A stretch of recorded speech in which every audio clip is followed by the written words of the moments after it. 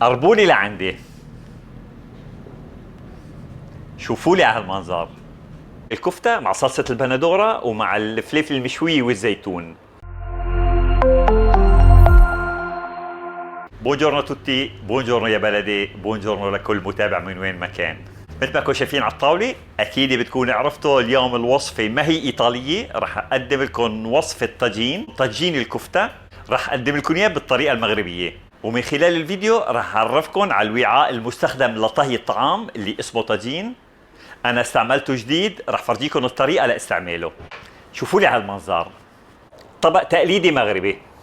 اليوم رح أعرفكم على الطاجين المغربي، أو بالأحرى على الوعاء المستخدم بكل بلاد المغرب العربي. أنا عندي هذا الطاجين من صناعة مغربية. مثل ما انكم شايفين لساته جديد. أنا تششته بالمي لمدة 24 ساعة، بده يكون مغمور كليا بالمي، وبعد 24 ساعة لازم يتنشف على حرارة الغرفة. هلأ لسه في عملية تانية بدنا نعملها، لازم ندهنه بزيت. بندهنه كليا بالزيت، بندهنه من كل الجوانب. مثل ما انكم شايفين هذا الطاجين صناعة مغربية. في هذه القطعة موجودة بالأسفل حتى توزع كل الحرارة، حتى ما يحترق معنا الطعام بقلب الطاجين. هلا راح ادهنه كليا بالزيت. انا عم بستعمل زيت النباتي.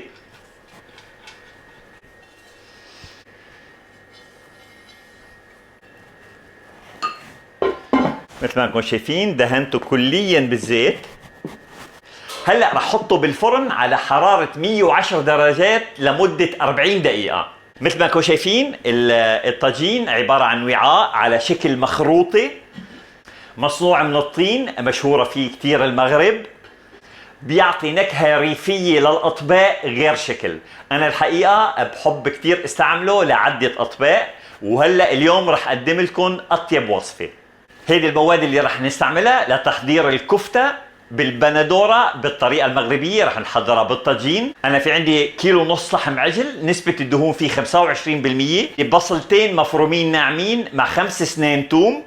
عندي الفلفل الحار، طبعا الفلفل الحار اختياري، والبقدونس المفروم.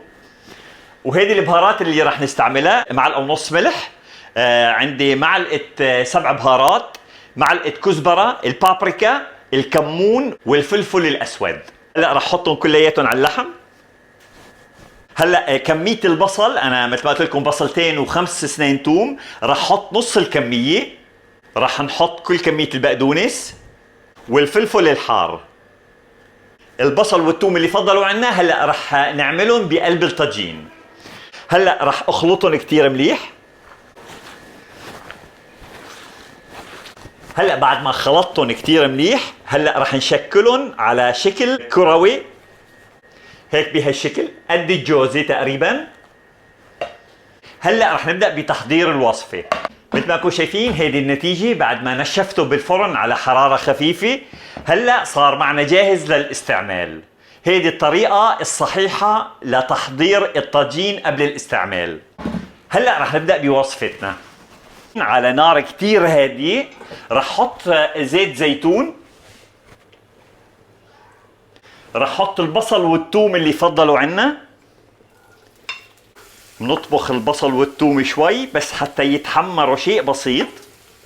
هلا رح احط صلصة البندورة. انا رح احط كل صلصة البندورة اللي عندي. رح احط تقريبا شي معلقة صغيرة ملح، ورح احط شوية فلفل اسود. هلا بنطبخها لمدة شي ربع ساعة حتى تعقد معنا صلصة البندورة. هلا بنغطيها وبنتركها لمدة شي 10 دقائق ربع ساعة. هلا بعد ربع ساعة هلا رح نحط الكفتة.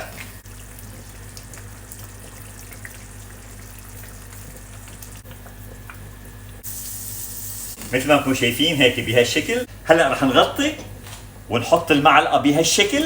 طبعا ما رح نغطي كليا، وبدنا نطبخها لمدة 20-25 دقيقة. بدنا نشتغل دائما على نار هادية. هيدي الكمية اللي فضلت عندي من الكفتة رح اشويها على النار. مثل ما انكم شايفين انا عندي النار جاهزة. هلا رح نشويهم على الفحم.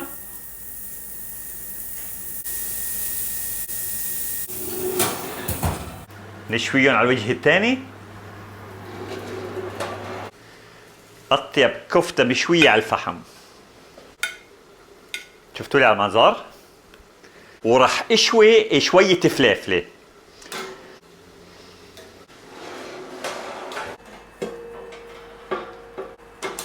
هيك بنكون حصلنا على أطيب فلافلة مشوية. هلا رح احط الفلافلة المشوية.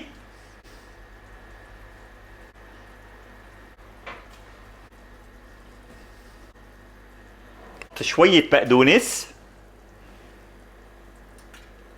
رح نحط الزيتون، فيكم تحطوا أي نوع من الزيتون. شفتوا لي على الجمال؟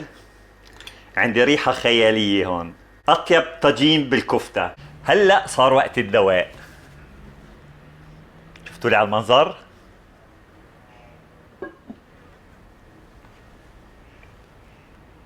مثل ما انكم شايفين ما حضرنا الخبز المغربي التقليدي، ولكن حضرنا الفوكاتشا.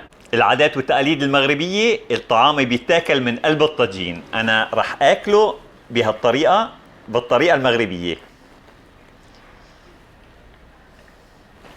بسم الله.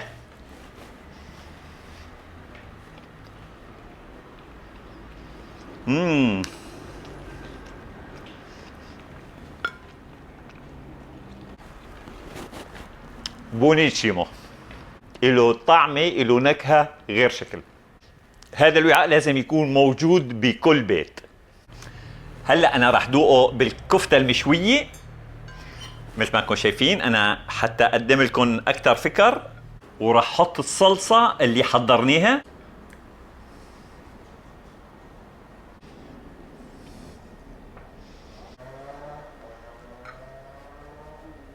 بالكفتة المشوية على الفحم اكيد النكهة رح تصير لسه اطيب واطيب.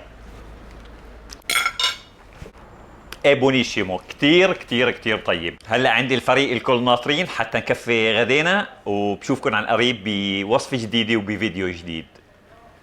تشاو. إذا عجبتكم الوصفة اشتركوا بقناتي وتابعوني. حظ كبير للكل.